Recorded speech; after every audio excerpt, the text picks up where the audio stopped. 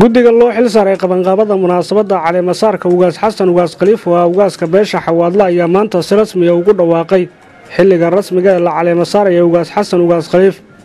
xubnaha guddiga ayaa sheegay 25-ka bishan si rasmi ah loo caleemasaari doono ugaas xasan ugaas khaliif, isla markaana ka dalbaday duubabka dhaqanka Soomaaliyeed inay ka soo qayb galaan caleemasaarka ugaaska beesha xawaadle taasoo lagu qaban doono magaalada Beledweyne. waxaan rabnaa inaan maanta cadeyno ugaas xasan ugaas khaliif ugaas rooble ugaas warfaa oo aan horay u duubnay.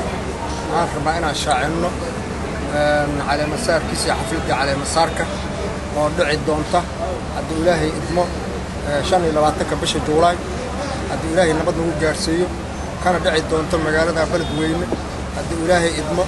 waxaan rabnaa markaa duubabka Soomaaliyeed ee gobolada dalka jooga iyo intii danaynayso inaan martaqaad u fidino nagala soo qayb galaan 25-ka bisha haddii Ilaahay idmo inay soo qayb galaan xafladdaas caleemasaarka 25-kii bishii Juun ugaaska la duubay oo xawaadle duubtay. haddana waa xafladda caleemasaarka ahayd aan qaban doono haddii Ilaahay idmo muddada aan sheegnay 25-ka Juulaay. dhinaca kale haddaan u rabnana 20-ka bisha Soonfureed. ugaas xasan ugaas khaliif ugaas rooble ugaas warfaa inay dhici doonto 25-ka bisha Juulaay ama Luulyo sida loo yaqaano, ama 20-ka bisha Shawaal ama Soonfur, markii dhaqanka xawaadle muddo dheer oo arrintaa la fagurayay oo maaragtay shirar badan yeeshay. horena ugaaska loo duubay oo lagu dhawaaqay duubkiisa. haddana waxaan ku dhawaaqaynaa xafladdii caleemasaarka ama caana shubka oo dhici doonto taariikhdaas aan soo sheegay. dhammaan duubabka Soomaaliyeed ama isimada Soomaaliyeed ama magac kasta ha lahaadaano ama dhaqanka Soomaaliyeed waxaan u fidinay gogol caleemasaarka ugaas xasan ugaas khaliif inay nagala soo qayb galaan. halkan maanta waxaan ka iclaaminaynaa duubka ugaas xasan ugaas khaliif ugaas rooble ee u ah ugaaska beesha xawaadle ee kala degan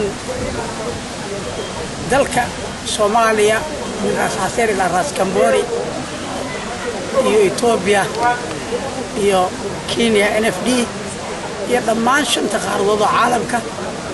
waxaan rabnaa markii inaan u sheegno ummadda Soomaaliyeed meel kasta ay joogaan dhaqankooda, duubabkooda, ugaasyadooda, salaatiintooda, malaaqyadooda iyo isimadooda waxaan ku casuumaynaa magaalada Beledweyne oo shirku ka dhacayo. duubabka Soomaaliyeed qolaba dhaqan ay leedahay, laakiin annaga beesha hadda baaqayso waxay leedahay ugaas hal ugaas ay leedahay. hajiro Ras Kamboni, hajiro Ras Xaseer. ugaaskii horay loo duubay ayaa caana shubkeedii waxaan ugu yeerinaa ummadda Soomaaliyeed iyo duubabka Soomaaliyeed iyo dhaqanka Soomaaliyeed qolaba dhaqanka ay taqaano inay nagala soo qayb galaan.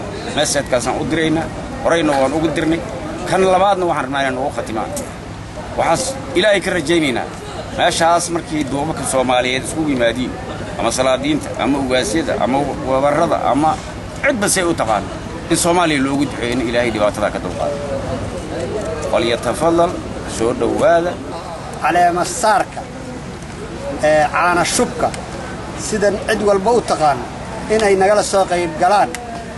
magacyaha badan oo ummadda Soomaaliyeed u taqaano duubabkooda ama mas'uuliintooda u taqaan duubabka malaaqa ugaaska magacyo isinka magacyaha badan oo ay u yaqaanaan dhammaantood waxaan leenahay nagala soo qayb gala.